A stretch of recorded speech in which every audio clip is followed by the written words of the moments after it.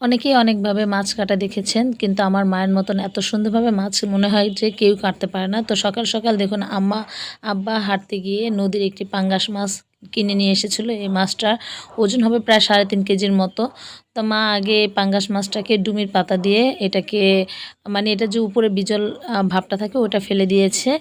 এখন এটাকে কেটে নিচ্ছে। দেখুন মাথাটাকে কিভাবে মানে বড়, আপনি এই পদ্ধতিতে যত বড় মাছই হোক না কেন সহজে কেটে ফেলতে পারবেন। মাছ কিন্তু অর্ধেক কেটে ফেলেছে মাঝখান দিয়ে। তারপর কিন্তু মাছের পেটি এগুলো কিভাবে ভাগ করেছে দেখুন। আর সাথে মাছের মাথাটাও দেখবেন সহজ করে কেটে দেখাবে। তো আমি আমার মায়ের পদ্ধতিতে এইভাবে মাছটা কাটি।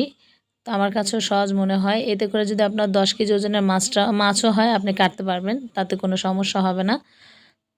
আর আমার আম্মা কিন্তু মাছ কাটার মধ্যে খুবই এক্সপার্ট, আমি তার মতন হতে পারিনি। আপনারা কে কে এই পদ্ধতিতে মাছ কেটে থাকেন অবশ্যই জানাবেন। আর আমার মায়ের এই মাছ কাটার পদ্ধতিটা আপনাদের কাছে কেমন লেগেছে অবশ্যই কমেন্ট বক্সে জানাবেন। তো দেখুন কিভাবে করে এই যে মাছগুলো কেটে নিচ্ছে।